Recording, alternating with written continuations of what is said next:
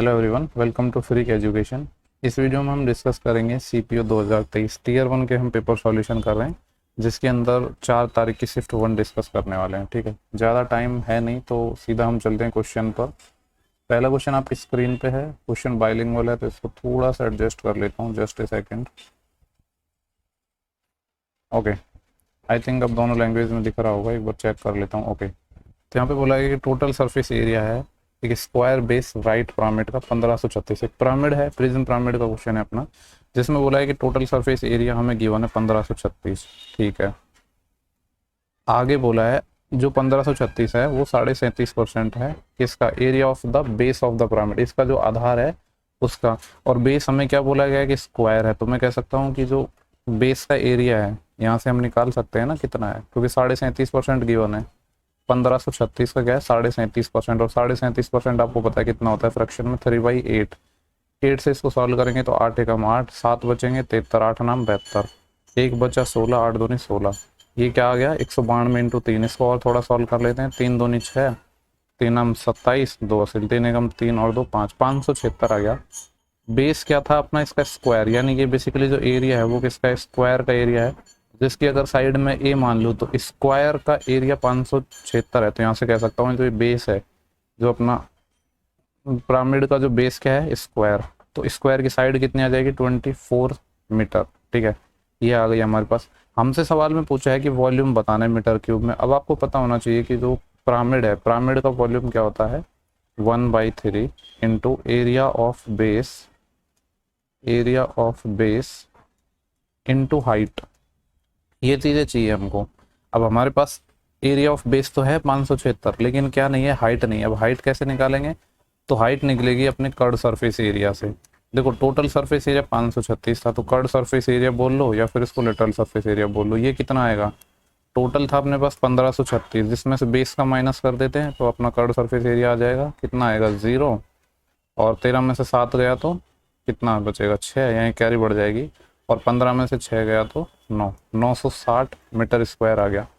और आपको ये भी पता होना चाहिए कि जो पिरामिड का जो कर्ड सरफेस एरिया है वो क्या होता है, वो होता है 1/2 into perimeter of base, perimeter of base. Prism pyramid में सिर्फ इतना सा फर्क होता है एरिया और वॉल्यूम में, ये 1/2 और 1/3 आता है, जबकि प्रिज्म में नहीं आता है।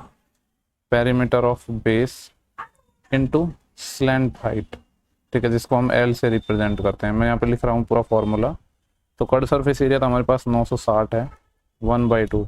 बेस का पेरीमीटर भी पता है क्योंकि बेस इसका क्या था स्क्वायर था, ठीक है, जिसकी साइड 24 है। तो पेरीमीटर क्या हो जाएगा, 4 साइड होती हैं यानी 96 इंटू स्लैंट हाइट एल। तो यहाँ से स्लैंट हाइट निकल जाएगी, ये 48 टाइम जाएगा, और 48 दूनी 96, 20। तो यहाँ से स्लैंट हाइट अपनी 20 आ गई। अब स्लैंट हाइट आइए, स्लैंट हाइट का हमारा यूज तो है नहीं क्योंकि हमें तो चाहिए हाइट, तो वो कैसे निकलेगी। देखो जैसे यहाँ पे मैं एक छोटी सी फिगर बना रहा हूँ आपको यहाँ पे, ठीक है। जैसे ये जो सेंटर है, ये क्या था अपना बेस, इसका स्क्वायर था। तो इसके सेंटर से जो इसकी जो लेंथ थी स्क्वायर की वो 24 थी, तो ये वाली लेंथ 12 हो जाएगी। ठीक है, इसको हम इसके टॉप से मिला देते हैं। बेसिकली प्रिज्म में बनाना चाह रहा हूँ, तो प्रॉपर नहीं बन पाएगा क्योंकि 3D शेप होती है। तो ये 12 है, और हमारे पास स्लैंट हाइट आ चुकी है। यहाँ पे मैं बाहर बना रहा हूँ, इस जो राइट एंगल ट्राइंगल बनेगा इसको थोड़ा बाहर बना रहा हूँ। ये किस तरीके से बनेगा, जो इसका बेस है इसके सेंटर से और जो टॉप की दूरी होती है ना उसको हाइट बोलते हैं। तो लंबाई इसकी जो साइड की 24 थी, तो ये वाली लेंथ 12 हो जाएगी। ये राइट एंगल है, और ये वाली जो लेंथ थी स्लैंट हाइट एल, ये हमारे पास आ चुकी है 20। ये 12 है, 20, तो ये कितनी आ जाएगी। देखो 12 और 20 का अगर हम रेशियो देखें तो क्या है, 4 3 12 और 4 5 20, 3 और 5 है, यानी ये 3 4 5 का क्या है ट्रिपलेट है। लेकिन इसका कितना गुना है, 3 का ये 4 गुना है। तो यहाँ पे ये साइड 4 आती, लेकिन इसका कितना था 4 गुना, यानी सॉल्व भी करोगे तो आप यहाँ पे 16 आ जाएगा। तो हमारे पास हाइट आ चुकी है 16, बस यही तो चाहिए था हमें। तो सारी वैल्यूज यहाँ पे रख देंगे तो इजीली अपना आंसर आ जाएगा। ठीक है, तो ये आ जाएगा 1/3 इंटू एरिया ऑफ बेस हमें ऑलरेडी पता है 576 है, इंटू हाइट हमारे पास निकल के आ गई 16। 3 से काटेंगे इसको तो 3 एकम 3, 2 बचेंगे 27, 3 हम 27 और 3 दूनी 6, 192 गुणा 16।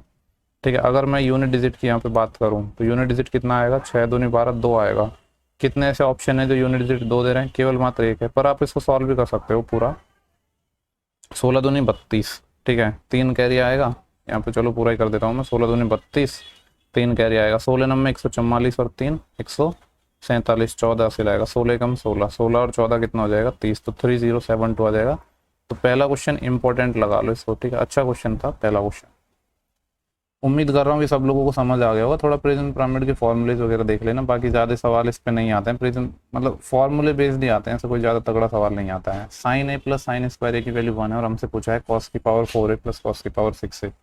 देखो यहाँ से मैं क्या लिख सकता हूँ, ये साइन स्क्वायर ए को अगर मैं दूसरी साइड भेज दूँ यहाँ पे, तो इससे होगा क्या, क्योंकि जो फंक्शन है ना जिसका हमें आंसर पूछा है वो पूरा कॉस में है, जबकि वैल्यूज साइन में गिवन है, तो इसको किसी ना किसी तरीके से कॉस में कन्वर्ट करना पड़ेगा। वो कैसे, इसको हमने इस साइड भेज दिया तो 1 माइनस साइन स्क्वायर ए आ जाएगा, जो कि क्या हो जाएगा कॉस स्क्वायर ए।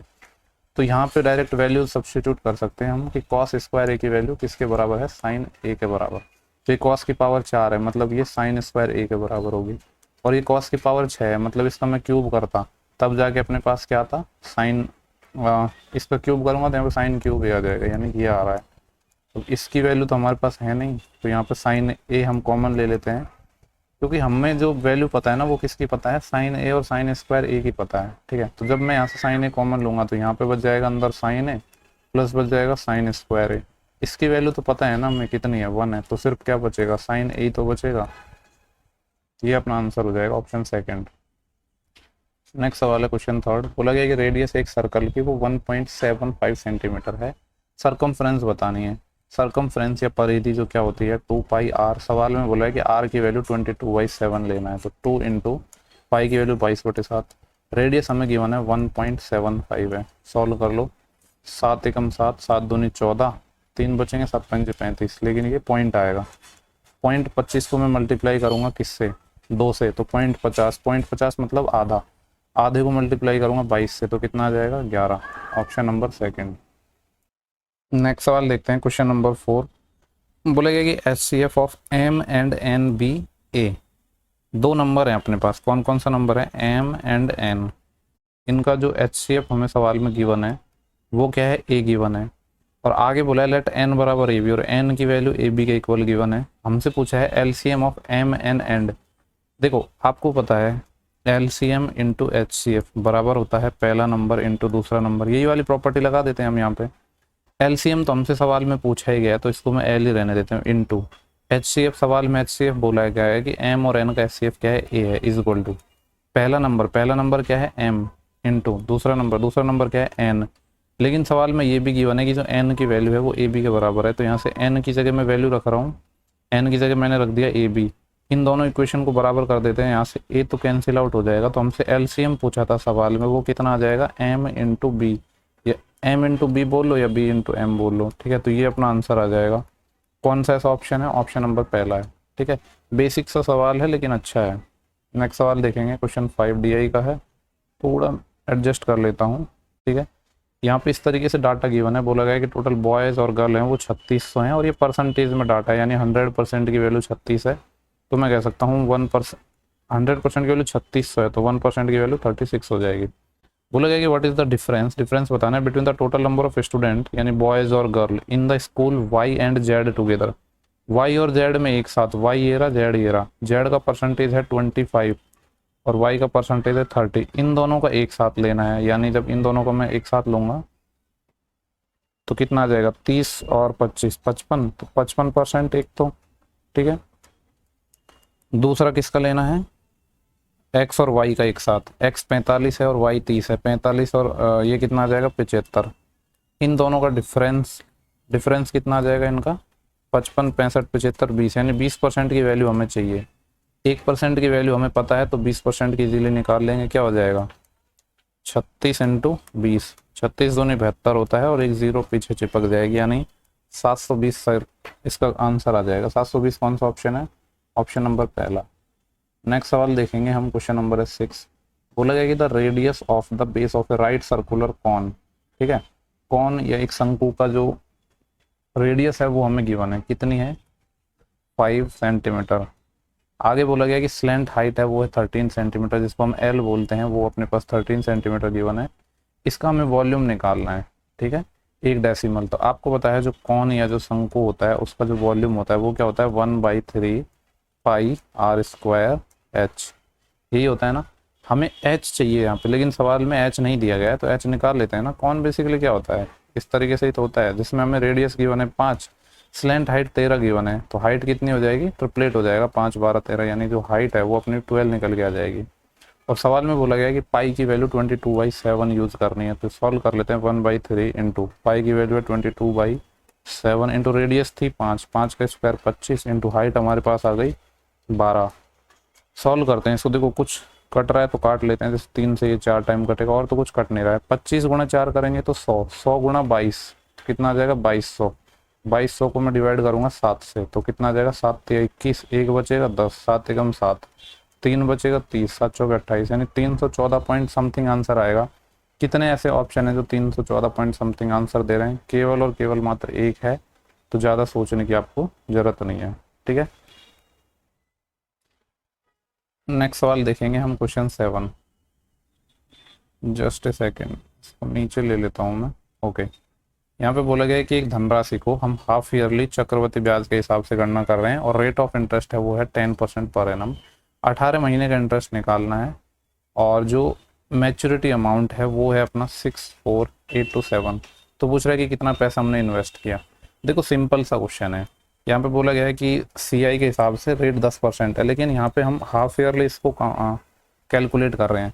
तो जब हाफ ईयरली हम कैलकुलेट कर रहे हैं तो रेट भी कितनी हो जाएगी, आधी हो जाएगी, यानी 10% थी, लेकिन 10% ना होकर कितनी हो जाएगी 5% हो जाएगी। ठीक है, और हाफ ईयरली काउंट कर रहे हैं, 18 महीने की बात है, यानी बेसिकली 6-6 महीने की 3 साइकिल बनेंगी। तो आपकी मर्जी है, वो मेथड लगा दो आप इसमें। ठीक है, 3 हो गया तो वही लगा दो क्या, अपना गोल्डन रेशियो मेथड 331, वही सा भी लगा सकते हो, आपकी मर्जी है। ठीक है, रेशियो मेथड भी लगा सकते हो, मैं गोल्डन रेशियो मेथड ही लगा देता हूँ। हमें यहाँ पे जो गिवन है, सॉरी लेकिन यहाँ पे प्रिंसिपल तो पूछा है ना, गोल्डन रेशियो मेथड नहीं लगेगा, सॉरी यहाँ पे अमाउंट गिवन है ना, प्रिंसिपल पूछा है, तो हम यहाँ पे रेशियो से ही सॉल्व कर लेते हैं। 5% क्या होता है 1/20, यानी पहले अमाउंट हो जाएगा 20 से 21, ये पहले साल की बात है, मतलब 6 महीने की बात है, और सेम ही चलेगा, रेशियो को भी सेम होता है, ये हो जाएगा। ठीक है, तो यहाँ पे अगर मैं बात करूँ तो कितना हो जाएगा ये, चलो इसको सॉल्व कर रिवाइज देता हूँ। ये देखो 20 का 3 टाइम है, यानी 20 का क्यूब कितना हो जाएगा 8000, और 21 का क्यूब कितना होता है 9261। सवाल में बोला गया है कि जो अमाउंट है वो है 64,827, यानी इसकी वैल्यू हमें गिवन है 64,827, 9,763। ठीक है, मतलब ये 7 टाइम जाएगा। आइडिया लगा सकते हो ना, 9,000 का 7 गुणा 63,000 होता है, फिर 200 का 7 गुणा 1400 और होगा, 63,000 और 1400 और 61 का ही और करेंगे, और यूनिट डिजिट सेम आ रहा है, तो मतलब वही होगा, ज़्यादा वेरीफाई करने की जरूरत नहीं है। तो इसका 7 टाइम कर सकते हैं हम, तो 8 7 तो कितना आ जाएगा 56,000 इसका अपना सही जवाब हो जाएगा, जो कि ऑप्शन नंबर अपना सेकंड हो जाएगा। ठीक है, थोड़ी देर रुको। नेक्स्ट सवाल है अपना क्वेश्चन नंबर 8। यहाँ पे बोला गया है कि let's see be a circle. देखो सर्कल मुझसे बनता ही नहीं है, चलो थोड़ा टेक्नोलॉजी का हम इस्तेमाल कर लेते हैं। यहाँ पे शेप वगैरह का आता तो एक option. Okay, circle circle circle दिख नहीं रहा है कहीं। ठीक है, इसी को थोड़ा मैं बना देता हूँ सर्कल की तरह। ठीक है, ये अपना एक सर्कल हो गया, जिसमें हमसे बोला गया था कि सी इसका सेंटर है। ठीक है, लेट्स से कि यहाँ पे इसका सेंटर सी है, और सॉरी सी सेंटर नहीं था, सी एक सर्कल था जिसका सेंटर ओ था, ये ओ हो गया, जिसकी रेडियस है 5 सेंटीमीटर। ठीक है, माना कि पी क्यू क्या है, सूरत की एक स्पर्श रेखा है, और ए इसका क्या है स्पर्श पॉइंट है। तो यहाँ पे एक टेंजेंट मैं इस तरीके से बना देता हूँ। ठीक है, ये है पी क्यू एक टेंजेंट है, और ये इसको टच कर रही है पॉइंट ए पर। आगे बोला गया है कि बी है, पी क्यू पर एक पॉइंट है, पी क्यू पर एक पॉइंट भी इस प्रकार है कि ए बी की लंबाई 12 है। लेट्स से कि यहाँ मैंने एक पॉइंट मान लिया, ए भी बोला है ना, मतलब ए के इधर आगे होगा। ठीक है, वैसे इस साइड भी हो सकता है, ऐसा कोई जरूरी नहीं है, उसको किधर भी मान लो।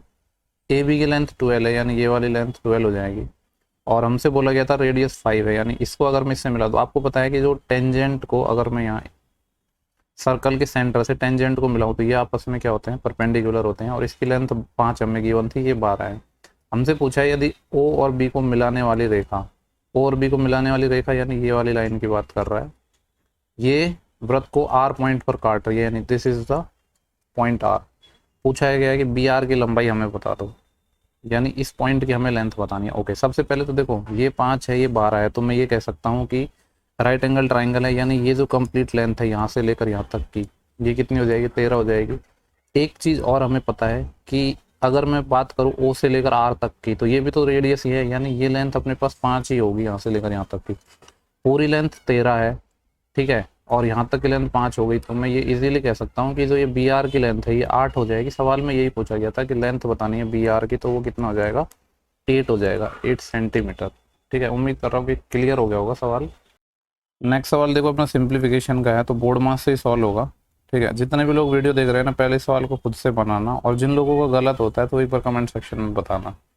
ठीक है, देखो इसको थोड़ा सिंपल फॉर्म में बदलते हैं, तो 5 एकम 5, 5 और 2 ये कितना आ जाएगा, 7/5 माइनस ये है 3 चौके 12, 12 और 3 कितना हो जाएगा, 15/4 डिवाइड, यहाँ पे है करली ब्रैकेट 4 एकम 4 एक 5/4 डिवाइड में है 1/2 2 और मल्टीप्लाई में 2 एकम 2 और एक 3/2 इनटू ये है 3 3 और एक 10/3, और इस वाले ब्रैकेट को साथ साथ सॉल्व कर लेते हैं।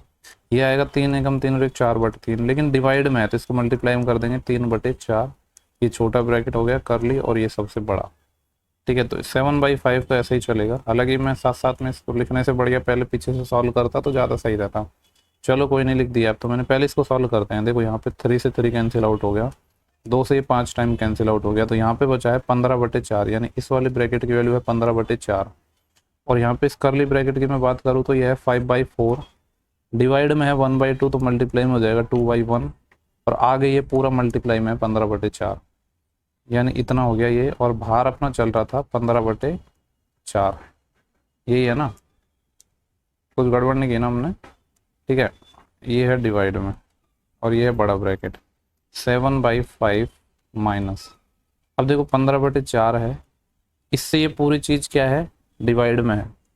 ठीक है, तो इसको अगर मल्टीप्लाई में करेंगे तो सारी चीज़ें उल्टी हो जाएंगी, और कुछ काटना है तो यहाँ पे आप काट भी सकते हो, बट मैंने इसलिए नहीं काट रहा हूँ क्योंकि यहाँ पे 15/4 है, यहाँ पे 15/4 है, तो वो कट जाएगा। इसको उल्टा किया 4/5, 2 को उल्टा किया तो 1/2, इसको उल्टा किया तो 4/15। अब देखो 15 से 15 कैंसिल आउट हो गया, 4 से 4 कैंसिल आउट हो गया, तो बाहर तो है 7/5 माइनस, यहाँ पे कितना बचा है, तो अगर मैं देख पा रहा हूँ तो ऊपर 4 बच रहा है, और इससे 2 से और काट देते हैं, ये 2 आ जाएगा, तो ऊपर से कितना बचा है 2, और नीचे बचा है 5।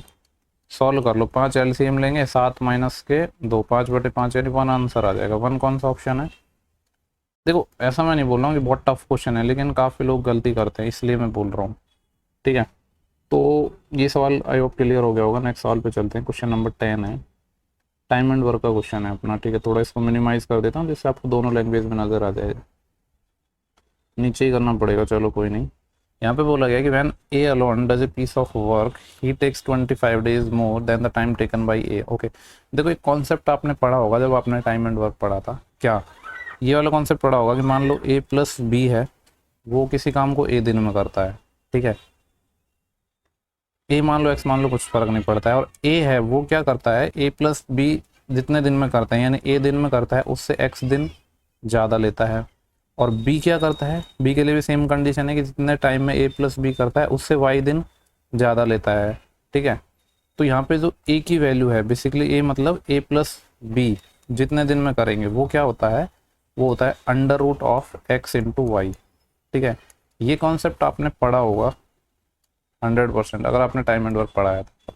इसी कॉन्सेप्ट पे ये सवाल है, क्या बोला गया है कि ए है वो अकेला काम करता है तो 25 दिन ज़्यादा लेता है, किससे ज़्यादा लेता है, ए और बी मिलकर करते हैं उससे, यानी मैं कह सकता हूँ यहाँ पे जो एक्स समय, यहाँ पे एक्स मैंने क्या माना था, ए प्लस बी से जितने दिन ज़्यादा लेते हैं वो, यानी x 25 है।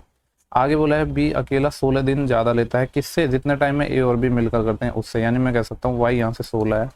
तो हमसे पूछा है कितने दिन लगेंगे अगर ए और B, how many days will A and B working together, एक साथ मिलकर काम करते हैं, यानी वही ए हमसे पूछा है। तो ये क्या हो जाएगा, √25 इंटू 16, 25 का 5 आ जाएगा, 16 का 4 आ जाएगा, 5 हो गए 20, तो 20 इस सवाल का करेक्ट आंसर आ जाएगा, यानी ऑप्शन नंबर सेकंड है इसका सही जवाब होना चाहिए। एक चीज़ और मैं बोलना चाहूँगा, जो मैं बोलता हूँ कि साथ साथ में आप खुद से सॉल्व करो, और ऐसा हो सकता है किसी सवाल का जो तरीका है वो मेरे से कहीं बेहतर हो आपका, क्योंकि मैं यहाँ पे उस तरीके से नहीं पढ़ा रहा हूँ जो एक मार्केट में टीचर की अप्रोच होती है कि हर सवाल का बेस्ट तरीका बताना है, नहीं, मैं क्योंकि एग्जाम में ना ऐसी चीज़ें याद नहीं रहती। ठीक है, नेक्स्ट सवाल है, बोला है कि in what proportion should A grocer mix with 12 रुपये पर केजी, 25 रुपये पर KG, so that make the mixture of 20 रुपये पर केजी। 12 रुपये पर केजी का कोई व्हीट है, गेहूं है, 25 रुपये पर केजी है। बोल रहे हैं इनको किस अनुपात में मिलाएं जिससे कि जो मिश्रण है वो 20 रुपये पर केजी का बन जाए, यानी एलिगेशन का अपना क्वेश्चन है सिंपली। 20 माइनस 12 8, 25 माइनस 20 5, तो कितना आ जाएगा 5:8। इससे सिंपल सवाल नहीं हो सकता है। मीन प्रोपोर्शनल निकालना है, मध्य अनुपाती। आपको पता है मध्य अनुपाती क्या होता है, √AB यानी 32 × 162। थोड़ा इसको सॉल्व करता हूँ मैं। 32 को लिख सकता हूँ 16 × 2, और 162 को क्या लिख सकता हूँ 162 बेसिकली 81 × 2 है, यानी 81 × 2। 16 का तो 4 आ जाएगा, ये दो दो मिलके 1 2 बाहर आ जाएगा, और 81 का आ जाएगा 9। 4 दूनी 8 और 8 नाम 72, यानी 72 इस सवाल का सही जवाब हो जाएगा, जो कि ऑप्शन 3 है। नेक्स्ट सवाल देखते हैं। ठीक है, जहाँ पे मेरे को लगी है कि हिंदी में सवाल डालना चाहिए तो वहाँ पे मैंने डाला है, उसकी चिंता करने की जरूरत नहीं है। बोला गया कि राखी ने एक टोकरी, एक पर्स और एक बेल्ट खरीदा। क्या क्या चीज़ें खरीदी है? एक तो खरीदा है यहाँ पे बास्केट, बी से लिख देता हूँ, वॉलेट डब्ल्यू से लिख देता हूँ, और बेल्ट बी से लिख देता हूँ। उसको 5, 8 और 10% का डिस्काउंट मिलता है। इस पे 5 का मिलता है, इस पे 8 का मिलता है, और इस पे 10 का मिलता है। और रेस्पेक्टिवली उनके मार्क प्राइस हमें गिवन है। इनके MP हमें गिवन है 80 रुपीज़, 150 रुपीज़ एंड 350 रुपीज़। हमसे बोला है हाउ मच अमाउंट डिड सी पे इन टोटल, तो उसने टोटल कितना अमाउंट पे किया, यानी उसने कितने रुपए में चीज़ें खरीदी, वो हमसे पूछ रहा है। तो यहाँ पे सिंपली देखो 80 रुपये की कोई चीज़ थी जिसपे 5% का डिस्काउंट मिल गया, और हमसे पूछा है टोटल, तो इसको कितने में खरीदा? इसने 95% में खरीदा ना, या फिर मैं ऐसे कह सकता हूँ कि 80 का 5% डिस्काउंट मिल गया, मतलब 95% में खरीदी। तो 95/100 मतलब ये आ जाएगा 19/20। ये तो आ गया बास्केट का प्लस। सिमिलरली यहाँ पे 8% देखो 2/25 होता है, यानी 25 पे 2 का डिस्काउंट मिला है, तो खरीदा कितने में होगा 23/25 में।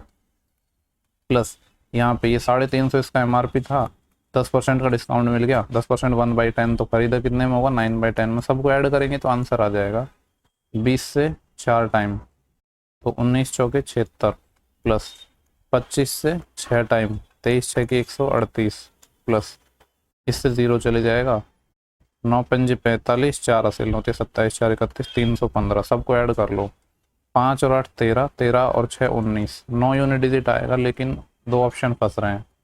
ठीक है, तो यहाँ पे कितना आया था 19 ना, 19 का 9 1 कैरी आई, 1 और 1 2, 2 और 3 5, 5 और 7 12, 29 आएगा लास्ट में से, तो पता ही चल गया है, फिर भी सॉल्व करवा देता हूँ। 12 1 कैरी आई ना, 1 और 3 4, 4 और 1 5, यानी कितना आ गया 529। देखो नेक्स्ट सवाल है question number 14। Just a second. यहाँ पे एक ट्राइंगल की हमें चर्चा कर रहा है, जो कि है ABC, और B पर ये 90, यानी ये राइट एंगल की बात कर रहा है। ठीक है, ये B हो गया, इसको A मान लेते हैं, इसको C मान लेते हैं। AB और इसका रेशो 1:2 है। चाहो तो इसके साथ कोई वेरिएबल मान लो, वरना जरूरत नहीं है, क्योंकि जो चीज़ें पूछी है ना इस तरीके से चीज़ें देता है तो उसमें कट जाएंगी चीज़ें। जैसे यहाँ पे एक तो पूछा है कॉस A, जो सबसे इंपॉर्टेंट चीज़ है ना वो एंगल पे ध्यान देना है कौन सा है। यहाँ पे A की बात कर रहा है, तो A के जस्ट सामने जो भी लेंथ होती है दैट इज परपेंडिकुलर, वो लंब होता है। जिस भी एंगल के सामने की बात करते हैं वो परपेंडिकुलर होता है। और कॉस क्या होता है, आधार बटे कर्ण, बेस अपॉन हाइपोटेनस। तो ये परपेंडिकुलर है, तो बेस क्या होगा 1 अपॉन हाइपोटेनस क्या है √5। देखो इसके साथ वेरिएबल लेता तो भी मैं दोनों के साथ मान लो x लेता तो x कट जाता, मैंने इसलिए नहीं लिया। अब C की चर्चा हो रही है, तो C के सामने परपेंडिकुलर ये होगा, tan होता है लंब बटे आधार, परपेंडिकुलर अपॉन बेस, तो परपेंडिकुलर 1 है, और बेस कितना है 2। सॉल्व करेंगे तो 2√5 तो LCM आ जाएगा, 2 इधर मल्टीप्लाई में चले जाएगा, 5 इधर चले जाएगा, √5, 2 + √5 अपॉन 2√5। कौन सा ऑप्शन है, ऑप्शन 4। नेक्स्ट सवाल देखेंगे 15। बोला गया है कि the product of 2 number, 2 number का प्रोडक्ट ये है 2 0 0 0 0। LCM ये है, SCF पूछा है। आपको पता है कि LCM × SCF बराबर क्या होता है, दोनों नंबर्स का प्रोडक्ट। ठीक है, तो यहाँ पे नंबर्स का प्रोडक्ट दे दिया, LCM भी दे दिया, SCF पूछा है तो LCM से डिवाइड कर दो, यानी 800 से 2 0 से 2 0 चले जाएंगे, 8 से काटेंगे तो 25 × 200 होते हैं ना, यानी 25 आ जाएगा। जो SCF है वो 25 निकल के आ जाएगा। सवाल में SCF ही हमसे पूछा गया था। नेक्स्ट सवाल देखेंगे। बोला गया a + 1/a की वैल्यू 3 है और a की पावर 4 + 1/a की पावर 4 बताओ। तो देखो कुछ नहीं, 2 बार स्क्वायर करना है, एक बार करेंगे तो a² + 1/a² क्या आ जाएगा 3 का स्क्वायर डायरेक्ट ही कर रहा हूँ मैं, -2 तो ये आ जाएगा 7। फिर अगेन स्क्वायर करेंगे तो क्या हो जाएगा, 7 का स्क्वायर -2 यानी 49 -2 47। ये x + 1/x वाले तो ऐसे सवाल है कि वर्बली होने चाहिए आपको, सिर्फ 1-2 सेकेंड्स के सवाल होते हैं ये वाले। डी का सवाल है, थोड़ा मिनिमाइज करना पड़ेगा। ठीक है, देखते हैं पूछा क्या है। ओके, यहाँ पे पूछा है कि if the total number of books is 60, ये परसेंटेज में डाटा दे रखा है यानी 100% की वैल्यू। सवाल में हमें 60 गिवन है। पूछा है व्हाट इज़ द रेशियो और अच्छा रेशियो पूछा है तो इस डाटा की भी हमें रिक्वायरमेंट नहीं है। तो रेशियो पूछता है तो किसी चीज़ की रिक्वायरमेंट नहीं होती, परसेंटेज से काम हो जाता है। रेशियो बताना है किसका, number of books on subject C1, C1 ये ब्लू वाला कलर है यानी 10%। इसका रेशियो बताना है किससे, to the average number of books per subject, इसका एवरेज से बताना है। देखो ये टोटल सब्जेक्ट कितनी है, 4 है ना, 4 कलर है C1 C2 C3 C4, सबका परसेंटेज 100 है। ठीक है, और 100 बटे एवरेज निकालेंगे तो क्या आएगा, 100/4 यानी कितना आएगा 25। ठीक है, तो 10 और 25 का रेशियो निकालना है हमें, 5 दूनी 10 और 5 25, कितना आ जाएगा 2:5। समझ आ गया ना, देख लो 2 5 कौन सा है, ऑप्शन 4। नेक्स्ट सवाल देखते हैं, इसकी वैल्यू बतानी है, 1 - 1 0 हो जाएगी। देखो कैसे, क्योंकि इनका सम 90 है, सम 90 है तो sin 53 को हम cos 37 लिख सकते हैं, ये 1 माइनस CC, एंगल्स का सम 90 है और CC है मतलब 1। CC क्या है, मतलब आपने एक रूल पढ़ा होगा क्या, SSTT/CC। ठीक है, साइन सेक tan tan और cos cosec, इनमें एंगल का सम 90 है तो वो 1 हो जाएगा। इसके बाद नेक्स्ट सवाल पे देखते हैं, the volume of sphere is given this its surface area. Okay, sphere यानी गोले का वॉल्यूम, गोले का जो वॉल्यूम होता है वो कितना होता है अपना 4/3 पाई, पाई की वैल्यू रख देता हूँ 22/7 इंटू r³। सवाल में बोला है ये है 130,977। हमसे पूछ रहा है सरफेस एरिया, यानी हमें निकालनी है जो वैल्यू वो 4πr² की निकालनी है। तो पहले यहाँ से रेडियस निकलेगी, फिर हम यहाँ पे निकाल लेंगे 4πr²। तो थोड़ी सॉल्व कर लेते हैं। ठीक है, 22 से ही काट लें, 22 से वैसे कटेगा नहीं क्योंकि लास्ट में 7 आ रहा है, मतलब 22 से तो ही नहीं कटेगा, लेकिन 11 से कटने की उम्मीद है। 11 दूनी 22, 11 से काटेंगे तो 11 एकम 11, 2 बचा 20, 11 एकम 11, 9 बचा 99, 11 9 99, फिर 7 बचा, भाग नहीं जाएगा 0, 11 7 77। ठीक है, इसके बाद फर्दर मुझे नहीं लगता ये कटेगा, तो यहाँ पे r³ ये कितना आ जाएगा 11,907 तो इधर है, और डिवाइड में ये कितना आएगा, देखो इसके साथ 3 और 7 21 मल्टीप्लाई में चले जाएगा, 8 यहाँ पे आ जाएगा। अब हमें ये देखना पड़ेगा कि ये 11,907 है, ये बेसिकली है क्या। तो कटेगा तो है नहीं, तो इतना पता है कि यहाँ पे मैं कह सकता हूँ कि r जब निकालेंगे तो ये तो 2 का क्यूब बन रहा है, यानी यहाँ पे 2 आएगा, लेकिन ये किसका क्यूब बन रहा है वो हमारे लिए थोड़ा एक चिंता का विषय है। इसको अगर मैं देखूँ तो 7 एकम 7, 4 7 7 49, हाँ 7 से ये और डिवाइड हो रहा है, तो इसको मैं ऐसे लिख देता हूँ कि 7 × 7 एकम 7, 4 49 7 7 49, फिर 0 ये आएगा इंटू 21 को भी मैं ऐसे लिख दूँ क्या, 7 × 3। ठीक है, 7 दूनी 14, 3 7 चौका 28, 7 से ये फर्दर भी डिवाइड होगा, तो एक 7 और एक 7, 2 7 तो ऑलरेडी आ गया, और एक 7 यहाँ से और निकल जाएगा, यानी ये बचेगा 7 का क्यूब। जब 7 से डिवाइड करूँगा तो यहाँ पे क्या बचेगा, 7 दूनी 14, फिर यहाँ से 3 30 हो जाएगा, 7 चौके 28, फिर 2 20 7 21, बन गया ना काम। और इनटू क्या है अपने पास 3। ठीक है, इसको चलो 2 का क्यूब ही रहने देते हैं, अभी इसको r³ ही रहने देते हैं, ये 2 का क्यूब। अब हम जब निकालेंगे तो आपको पता है कि जो 243 क्या है, 243 है अपना 3 की पावर 5। ठीक है, 3 की पावर 5 होता है 243, तो इन दोनों को मिला के मैं ये लिख सकता हूँ, ये 7 की पावर 3 है, 3 की पावर 5 और 3 की पावर 9, 3 की पावर 6 और नीचे है 2 की पावर 3। थोड़ा और मुझे लग रहा है इसको इसी तरीके में किया जा सकता है, मैंने शायद चीज़ें कॉम्प्लिकेटेड बना दी, पर कोई नहीं। जब इसका हम क्यूब रूट निकालेंगे तो यहाँ तो 7 आएगा, और ये आएगा 3 की पावर 2 9, और यहाँ पर आ जाएगा 2, तो 7 नाम 63/2 रेडियस आ गई। अब इसको सॉल्व करेंगे यहाँ पे तो हमारा 4πr² निकल जाएगा, 4 × पाई की वैल्यू है 22/7 × r²। यानी 63/2 इंटू 63/2। इसको सॉल्व करते हैं तो 7 से ये चले जाएगा 9 टाइम, ठीक है। 2 × 2 4, इससे ये 4 कैंसिल। अगर यूनिट डिजिट की बात करूँ तो यहाँ पे अपना 3 ऑप्शन में 4 आ रहा है, और यहाँ पे 2 नंबर 18, 8 से 24, 4 यूनिट डिजिट आएगा, 7 वाला तो नहीं आएगा। एक ऑप्शन हम हटा सकते हैं, लेकिन यूनिट डिजिट से काम बनेगी नहीं, तो सॉल्व करना पड़ेगा।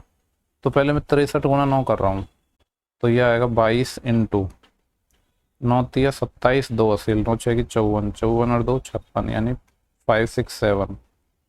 अब 22 संते 154, 15 असील, 22 6 132, 132 15 147, 14 असील, 22 पंजे 110, 110 और 14 124।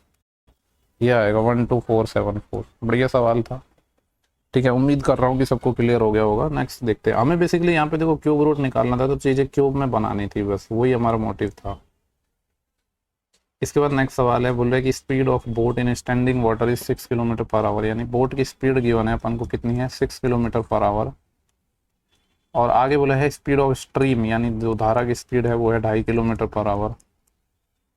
बोल रहे a man row to a place at a distance of 59 kilometre and comes back to the starting point. एक व्यक्ति 59.5 किलोमीटर जाता है और वापस दोबारा लौट कर आता है। टोटल उसको कितना टाइम लगा, ये हमें निकालना है। तो देखो 59.5 किलोमीटर वो जाता है, तो एक बार तो वो डाउन स्ट्रीम में जाएगा, फिर अप स्ट्रीम में आएगा, यानी एक बार तो इन दोनों का ऐड हो जाएगा। 6 और 2.5 8.5, दोबारा आएगा तो अपोजिट डायरेक्शन हो जाएगी, तो माइनस हो जाएगा। 6 में से 2 गया तो 4, 4 में से 0.5 हो जाएगा, यानी 3.5। देखो पॉइंट्स तो यहाँ पे हट जाएंगे, ठीक है, क्योंकि एक एक पॉइंट के बाद ही चीज़ें हैं। सिमिलरली यहाँ पे ये पॉइंट्स भी हट जाएगा और ये पॉइंट्स भी हट जाएगा। थोड़ा सॉल्व करने की कोशिश करते हैं। 17 से काटो, 17 पंजे 85, 17 तिया 51, 8 बचे 17 पंजे 85 और 5 7 35, 7 तो यहाँ से आ गया। 7 पंजे 35 या 5 से काट लेते हैं, 5 7 35, 5 एकम 5, 5 एकम 5, 4 बचेगा, 5 9 45 और 17 से 119, 17 और ये आएगा। 17 और 3 20 और 4 24, 17 और 7 कितने हो जाएंगे, 24 आवर। टोटल इसको 24 घंटे लगेंगे स्टार्टिंग पॉइंट पर वापस लौटने में। नेक्स्ट सवाल डी आई का है, बोल रहे कि which mode of transport used by maximum number of student. यहाँ पे देखो अपने पास क्या है, बॉयज़ और गर्ल है, स्कूल बस है, एक बाइसिकल है, एक वॉकिंग और अदर व्हीकल है। तो हमसे बोले कौन सा ऐसा ट्रांसपोर्ट का मोड है जिसमें सबसे ज़्यादा स्टूडेंट लग रहे हैं, ठीक है। तो देख लो सबसे ज़्यादा किस में है यहाँ पे, ये तो देखो 140 और 8 220 ही है, ठीक है। यहाँ पे 450 बन रहा है, ये कम है, ये भी नहीं होगा। और ये वाला सबसे ज़्यादा बनेगा 28, ये 470 बन रहा है, यानी बाइसिकल वाला। तो यही अपना आंसर हो जाएगा। सिंपली ऑब्जर्वेशन करना था बस। बोल रहे हैं कि एक बोट है जो 72 किलोमीटर डाउन स्ट्रीम में जाती है 6 आवर में। It take 12 hour to cover the same distance upstream, और अप स्ट्रीम में उसको 12 घंटे लगते हैं। तो स्पीड पूछिए बोट की। देखो 72 किलोमीटर जा रही है ये, किस में, डाउन स्ट्रीम यानी अनुप्रवाह में, यानी x + y आ जाएगा अपने पास। कितने घंटे में, 6 घंटे में। यहाँ से मैं कह सकता हूँ x + y निकल के आ जाएगा, क्या निकल के आएगा, 6 से ये 12 टाइम चले जाएगा, यानी x + y 12। और सिमिलरली आगे बोला है 72 किलोमीटर जाती है अप स्ट्रीम में, यानी x - y प्रति प्रवाह में, तो इसको 12 घंटे लगते हैं। तो यहाँ से मैं कह सकता हूँ x - y कितना आ जाएगा, 6 आ जाएगा। सवाल में जो वैल्यू पूछी है वो स्पीड ऑफ द बोट, अच्छा बोट की वैल्यू पूछी है, यानी x हमें फाइंड करना है। तो दोनों को जोड़ के 2 का भाग दे दो, 12 और 6 18, 18/2 9 आ जाएगा, ठीक है। सिंपल सा क्वेश्चन था। नेक्स्ट सिंप्लीफिकेशन का वापस सवाल आ गया। इस बार का मतलब है कि इस पूरे पे ब्रैकेट लगा हुआ है, तो पहले इसी को सॉल्व करते हैं, सबसे छोटे वाले ब्रैकेट को। ये है 3 3 9, 9 और 1 10/3 डिवाइड। पहले इस ब्रैकेट को मैं सॉल्व करता हूँ। तो ये ब्रैकेट में क्या है, देखो इस ब्रैकेट में क्या है, 2 + 1/3 लिख दो इसको, और माइनस में 1/3, यानी ये तो कैंसिल आउट हो जाएगा। इस ब्रैकेट की वैल्यू सिर्फ 2 ही बचेगी, और आगे डिवाइड है, तो अगर इसको मल्टीप्लाई में मैं करूँगा तो 1/2 आ जाएगा। 2 से ये 5 टाइम चले जाएगा, यानी इस ब्रैकेट की वैल्यू आ गई 5/3। और ये है 5 तिया 15, 15 और 1 16/3 माइनस, ये है 4 तिया 12, 12 और 1 13/3, और प्लस में क्या आ रहा है अपने पास 5/3। सॉल्व कर लेते हैं पूरे को, ठीक है। तो ये है 16/3 माइनस, ये कितना है 13 और 5 18/3, यानी 6 आ जाएगा ये। सॉल्व करूँगा 3 LCM, 16 माइनस 18, माइनस के 2/3 आंसर आ रहा है। देखो नेक्स्ट सवाल है, वापस सिंप्लीफिकेशन का आ गया है, इसको हम देख लेते हैं। Just a second. ओके, यहाँ पे देखो ये क्या है 1 माइनस, यहाँ पे है 3/7 और ये डिवाइड हो रहा है 9/49 से, तो इसके उल्टे से मल्टीप्लाई हो जाएगा 49/9 और मल्टीप्लाई में है 3/14 डिवाइड बाय। सिंप्लीफिकेशन के 3 क्वेश्चन आ गए अब तक। ये है 3/5 और मल्टीप्लाई सॉरी डिवाइड में 1/25, तो उल्टा होकर मल्टीप्लाई हो जाएगा 25/1 और ये तो है ही 1/30। सॉल्व करते हैं तो देखो 3 गुणा 3 9, इससे ये 9 कैंसिल आउट हो गया। ठीक है, इस 7 से ये 7 टाइम कैंसिल आउट हो जाएगा और 7 से ये 2 टाइम, तो ऊपर बचा है 1 माइनस 1/2, तो 1/2 ही बच जाएगा सिर्फ डिवाइड बाई। यहाँ पे अगर मैं देखूँ तो 5 5 25, ठीक है, और 3 से ये 10 टाइम और 5 से ये 2 टाइम, यहाँ बचा है 1 + 1/2 यानी ये 3/2 बचा है। 2 से 2 भी कैंसिल हो जाएगा, सिर्फ कितना बचा है 1/3। 1/3 इसका आंसर आएगा, यानी ऑप्शन 3 हो जाएगा। नेक्स्ट सवाल हम देखते हैं, वोटिंग का अपना क्वेश्चन है और थोड़ा ठीक क्वेश्चन लग रहा है, ठीक है, इंपॉर्टेंट लगा लो।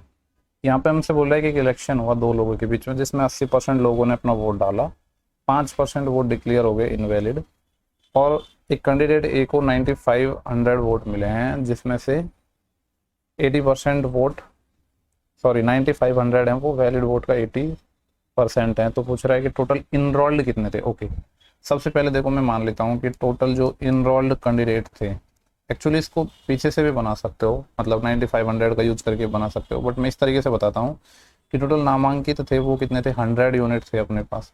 अब हमसे बोल रहा है कि 80% लोग ऐसे थे जिन्होंने वोट डाला, यानी 80% ने डाला, यानी इसका जब 80% निकालेंगे 100 का, तो 80 लोगों ने वोट डाला, जिसमें से क्या हुआ 5% इनवैलिड हो गए।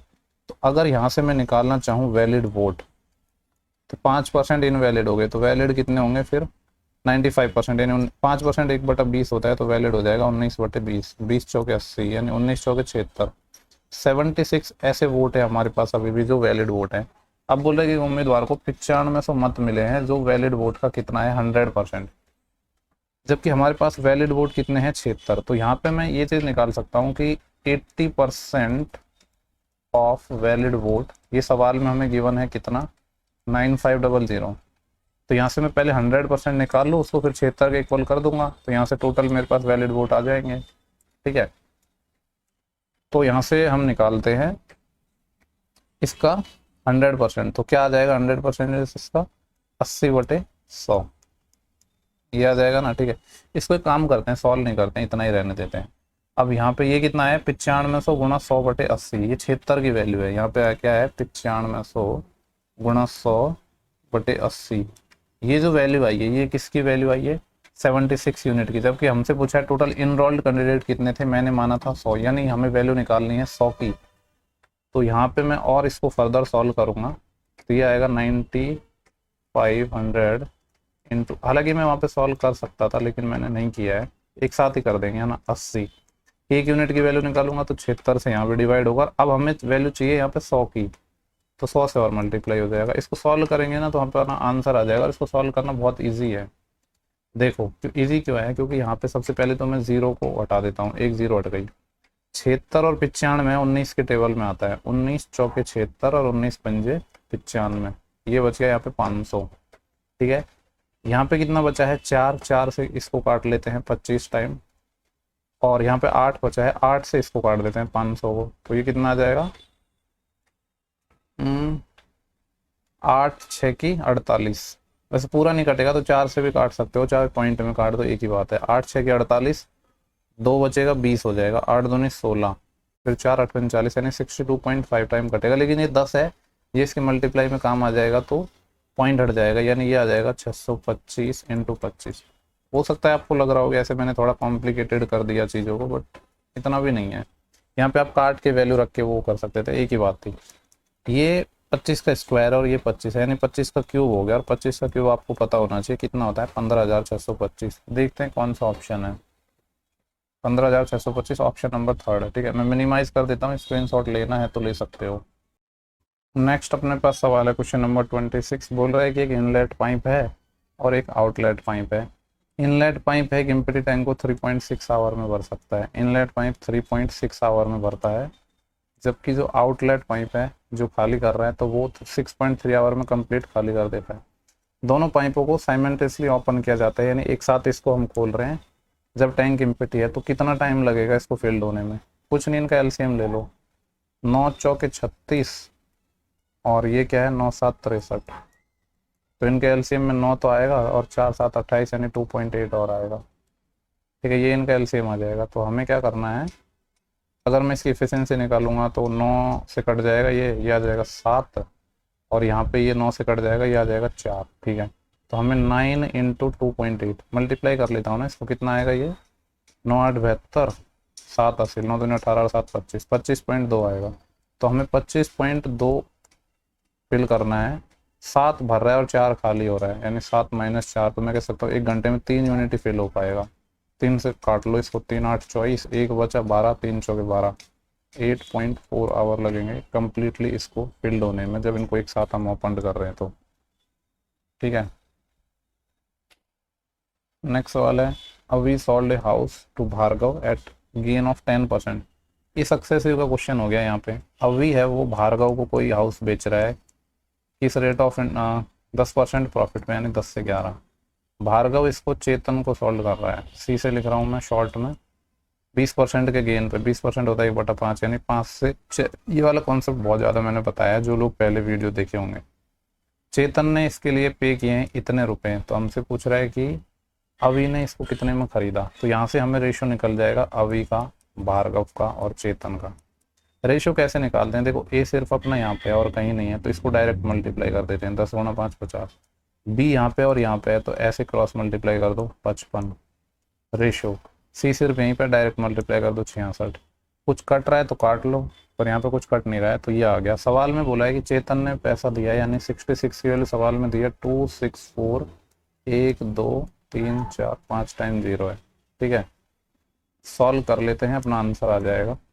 देखो ये 66 है, 11 से पक्का कटेगा, 11 6 की 66, और ये 11 दूनी 22 और 11 चौके 44 और 5 टाइम 0, 6 से कट जाएगा, 6 चौके 24 और 5 टाइम 0। 1 यूनिट की वैल्यू आ गई इतनी। हमें निकालनी है किसने, अभी ने कितना पैसा दिया, यानी 50 इंटू ये आ जाएगा 4 और 5 टाइम 0, तो ये आ जाएगा 5 चौके 20। ठीक है, और 5 टाइम तो ये था, और एक यहाँ से और आ जाएगा 6 0, और टोटल कितने आ जाएंगे 7 0 गिन लो, इसके बाद 3 और 2 5 और 2 7, ये अपना आंसर हो जाएगा। ठीक है, 28 DI का सवाल है। यहाँ पे दो अपन को यहाँ पे DI गिवन है। क्या बोला गया है कि ये टोटल रन है 2019-20 के अंदर, और ये हैं 2020-21 के अंदर। ये 4000 हैं, ये 5000 हैं। परसेंटेज गिवन है, 100% डेटा की वैल्यू गिवन है। हो सकता है आपको दिख नहीं रहा हो, मैं इसको थोड़ा और जूम करने की कोशिश करता हूँ। पहले देखते हैं पूछा क्या है, पहले उसको पढ़ लेता हूँ वरना ये दिख नहीं पाएगा। बोला कि find the difference between the total run scored against New Zealand and Pakistan during 2019-20। 2019-20 में न्यूजीलैंड और पाकिस्तान, न्यूजीलैंड है यहाँ पे 14%, 19-20 की बात हो रही है, और दूसरा क्या है पाकिस्तान, जिसका आज मैच है 16%, इंडिया पाकिस्तान। ये है 30%, तो ये है, ये 30% हो गया। And the total runs scored against Sri Lanka and Pakistan during 2021। Sri Lanka और पाकिस्तान, श्रीलंका यहाँ पे है 20% और पाकिस्तान यानी 15%, इन दोनों का परसेंटेज हो गया 35%। हमसे टोटल पूछा है, नहीं टोटल नहीं पूछा, डिफरेंस पूछा है। लेकिन देखो यहाँ पे डायरेक्ट परसेंटेज का डिफरेंस नहीं ले सकते, क्योंकि यहाँ पे इसमें 4000 रन बने थे, इसमें 5000, यानी यहाँ पे अगर मैं 1% की वैल्यू आपसे बात करूँ इस केस में, तो 1% क्या हो जाएगा 40। ठीक है, तो यहाँ पे था ये 30% दोनों का मिला के, यानी ये हो जाएगा 40 गुणा 30, 1200 तो ये हो गया। ठीक है, एक तो ये, और यहाँ पे कितना आ जाएगा, यहाँ पे 1% की वैल्यू कितनी हो जाएगी 50, हमें निकालना था 35 गुणा 50, तो ये हो जाएगा 1750। 35 इंटू 50, 35 पंजे 175 होता है, यानी 1750। सवाल में हमसे क्या पूछा है, इन दोनों का डिफरेंस पूछा है, यानी इन दोनों का डिफरेंस पूछा है। कितना हो जाएगा 12 और 5 17, 550, 550 रन का डिफरेंस हो जाएगा इन दोनों में, यही पूछा था। तो काफ़ी सिंपल सा सवाल था।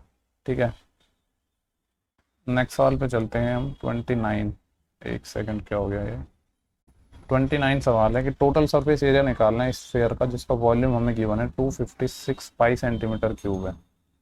ठीक है, तो देखो स्फीयर या गोले का अगर मैं बात करूँ तो जो वॉल्यूम होता है वो क्या होता है 4/3 पाई आर क्यूब। सवाल में बोला है ये है 256/3 पाई सेंटीमीटर क्यूब। 3 से 3 कैंसिल आउट हो जाएगा, 4 से करेंगे तो 4 6 की 24, 1 4 चौके 16। ठीक है, ये पाई से पाई कैंसिल आउट हो गया, तो मैं कह सकता हूँ जो रेडियस है वो अपनी ये 64 है, 4 का क्यूब है यानी रेडियस आ गई 4। Total surface area, total surface area क्या होता है अपना यहाँ पे स्फेयर का या गोले का 4πr²। पाई की फॉर्म में आंसर निकालना है, पाई को छेड़ना नहीं है, तो 4 पाई इंटू रेडियस है 4, 4 का स्क्वायर 16, 16 चौके 64, तो 64 पाई centimetre square is the correct answer. ठीक है, तो बेहद सिंपल सा सवाल था। नेक्स्ट सवाल है, यहाँ पे बोला है के इंटू समथिंग ये है, तो के की वैल्यू फाइंड करनी है। के इंटू 1045 1 होता है और साइन 60 होता है √3/2 इज इक्वल टू कॉस 60 1/2 होता है, कॉट 30 क्या होता है √3। सॉल्व कर लेते हैं, के की वैल्यू क्या आएगी। देखो √3 से √3 तो कैंसिल हो जाएगा, 2 से 2 भी कैंसिल हो जाएगा, के 1 आ जाएगा सिंपली। नेक्स्ट सवाल है, चोर पुलिस का आता था, अभी यहाँ पे पुलिस की जगह इंस्पेक्टर दे दिया है कि एक इंस्पेक्टर है तो 288 मीटर पीछे है एक चोर से, वही आ गया सेम चीज़। यहाँ पे इंस्पेक्टर हो गया, यहाँ पे थीप हो गया, दोनों के बीच की दूरी है 288 मीटर। बोल रहा है कि इंस्पेक्टर है। अच्छा, वैसे इस सवाल की जो लैंग्वेज है ना वो भी थोड़ी डिफरेंट है, अच्छा सवाल है। यहाँ पे बोला है कि इंस्पेक्टर क्या करता है 42 metre, inspector run 42 metre and thief run 30 metre in a minute, यानी स्पीड यहाँ पे किस तरीके से दे रखी है। इंस्पेक्टर क्या करता है 42 मीटर भागता है, तो इसकी स्पीड है 42 मीटर पर मिनट। ठीक है, और थीप की है 30 मीटर पर मिनट, मीटर पर मिनट में दे रखी है बेसिकली यहाँ पे जो स्पीड है वो। कोई नहीं, आगे पूछ रहा है कितना टाइम लगेगा इंस्पेक्टर को चोर को पकड़ने में। लेट्स से कि इस पॉइंट पर ये चोर को दबोच लेगा। ठीक है, तो यहाँ से पहले तो मैं ये निकालता हूँ कि यहाँ तक जाने में टाइम कितना लगेगा। ये वाला टाइम मैं पहले निकाल लूँ तो फिर टोटल आ जाएगा, किसी भी इंस्पेक्टर की स्पीड से मल्टीप्लाई कर देंगे वो हम। तो यहाँ पे कितना टाइम लगा, तो आपको पता है ये जो डिस्टेंस बेसिकली इनके बीच में जो ये गैप आया है, क्यों आया है क्योंकि 288 मीटर इससे आगे था, तो इस 288 मीटर को ही कवर करना है। स्पीड क्या होगी, सेम डायरेक्शन में जा रहे हैं, रिलेटिव स्पीड लगेगी, तो यहाँ पर रिलेटिव स्पीड कितनी आ जाएगी, दोनों का डिफरेंस यानी 30 और 42 का डिफरेंस 12 मीटर पर मिनट। तो स्पीड है यहाँ पे क्या है मीटर पर मिनट में आएगी। मैंने इसको चेंज इसलिए नहीं किया क्योंकि आंसर भी बाद में मिनट में ही आ रहा है, तो ये 12 और जो आंसर आ जाएगा ये मिनट में आ जाएगा। तो यहाँ से मैं कह सकता हूँ टाइम कितना आएगा 12 दूनी 24, 4 12 चौक 48, 24 मिनट लगे यहाँ तक इसको पहुँचने में। कि यहाँ ओवरऑल इसको जो पुलिस है वो या इंस्पेक्टर है वो 24 मिनट में पकड़ लेगा। अच्छा, यही पूछा था हमसे सवाल में कितने मिनट में पकड़ लेगा, डिस्टेंस नहीं पूछिए यहाँ पे, तो 24 मिनट आंसर आ जाएगा।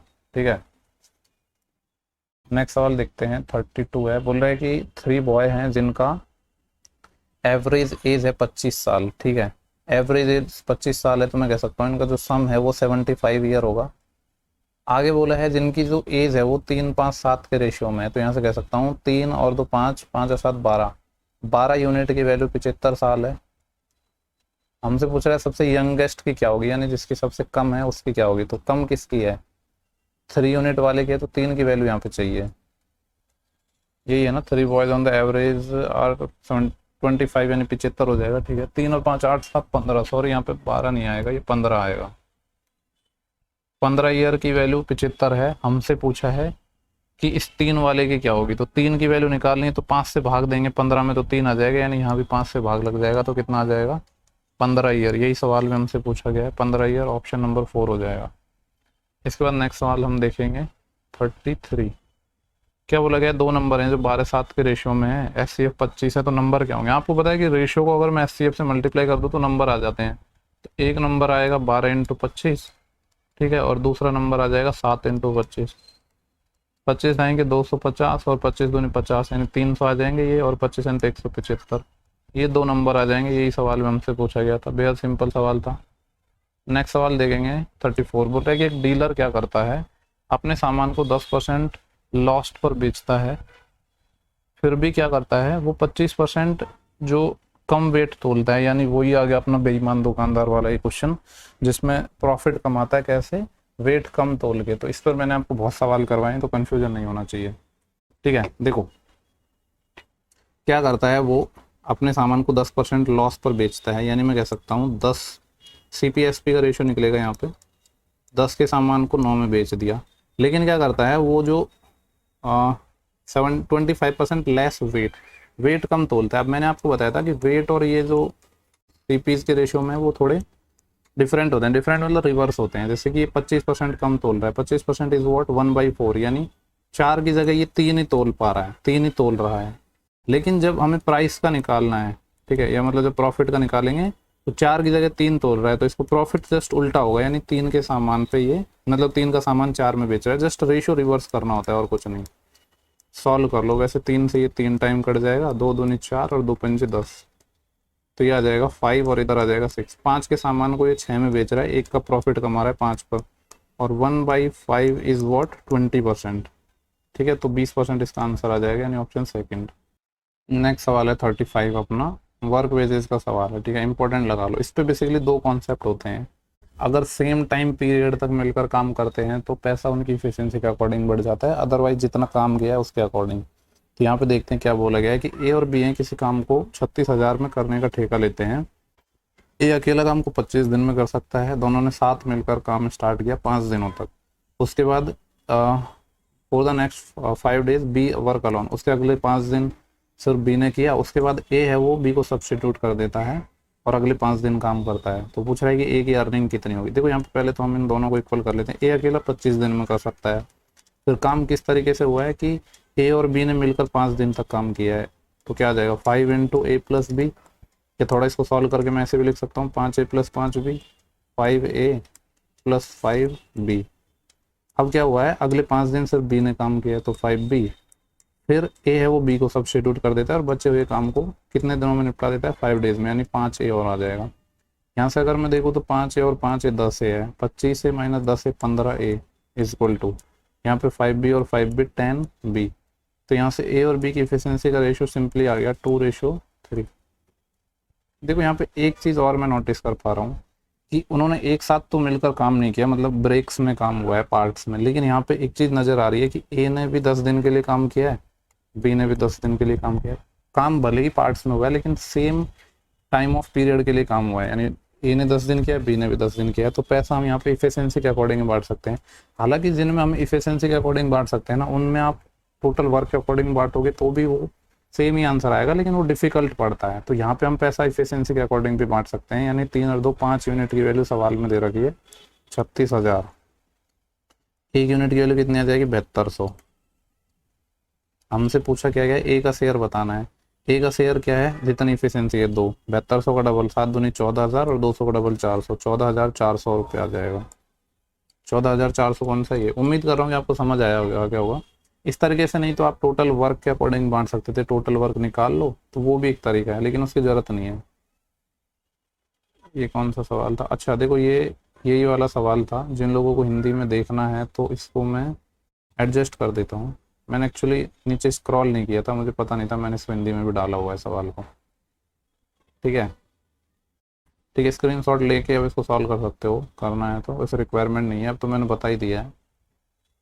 नेक्स्ट सवाल है 36। बोलेगा कि एक शॉपकीपर है जो क्या करता है, इतने इतने इतने इतने रुपए में इस शॉपकीपर ने क्या किया, इतने इतने रुपए में 4 कंसेक्यूटिव डेज में सेल किया। उसको ओवरऑल 6,050 रुपये मिले। ठीक है, 5 दिन के लिए। तो पूछ रहा है कि 5वें दिन में इसने कितने सेल किया, यानी एवरेज का क्वेश्चन है। देखो इसको करने के 2 तरीके हैं। एक तो नॉर्मली आप सम कर लो। देखो इसमें क्या होता है ना, जो काफ़ी इजी सवाल है उनको भी लोग कॉम्प्लिकेटेड बना देते हैं कि इसमें आप इसको कंपेयर करके निकालो, लेकिन वो सब तरीका मतलब नहीं है ना। डिफरेंस लोगे वो ज़्यादा कॉम्प्लिकेटेड बनेगा। 6,050 का सबसे डिफरेंस लोगे, फिर जितना बच रहा है उसको ऐड कर दोगे। तरीका वो बढ़िया है, लेकिन जहाँ ज़रूरत हो वहाँ, यहाँ पे बेसिक तरीका सबसे बेस्ट है। तो 6,050 रुपये इसको मिले ओवरऑल एवरेज 5 दिन के लिए। तो मैं यहाँ से सम निकाल लेता हूँ पहले तो। 6,000 का 5 गुना 30,000 और 50 का 5 गुना 250, यानी 30,250 रुपये इसको मिले। इसमें से माइनस कर देते हैं हम, लेस कर देते हैं जितना ये इसने कमाया है 4 दिन में। तो सिंपली जोड़ लो यार, 2 और 5 7, 7 और 7 14, 14 और 5 19, 1 असिल, 1 और 6 7, 7 और 6 13, 13 और 3 16, 16 और 4 20, 2 असिल, 2 और 5 7, 7 और 8 15, 15 और 9 24, 24 और 4 28, फिर 2 असिल, 2 और 6 8, 8 और 5 13, 13 और 5 18, 18 और 5 23। 10 में से 9 गया तो एक यहाँ कैरी बढ़ जाएगी, और 5 में से एक गया तो 4। फिर यहाँ पे 12 में से 8 गया, 4 यहाँ कैरी बढ़ जाएगी, और 30 में से जब चॉइस जाएंगे तो 6। ठीक है, ये सबसे बेस्ट तरीका है मैं कहूँगा, तो इस सवाल में बेसिक ही सबसे बेस्ट तरीका है, क्योंकि कंपेयर करोगे तो भी तो सबसे डिफरेंस निकालोगे ना, उससे बढ़िया तो जोड़ जल्दी लोगे आप। नेक्स्ट सवाल है 37। बेसिकली डेविएशन मेथड की मैं बात कर रहा था कि डेविएशन लगा सकते हैं, बट इस सवाल में वो बेस्ट नहीं है। What is the difference between the number of male employ in company P and that in company are.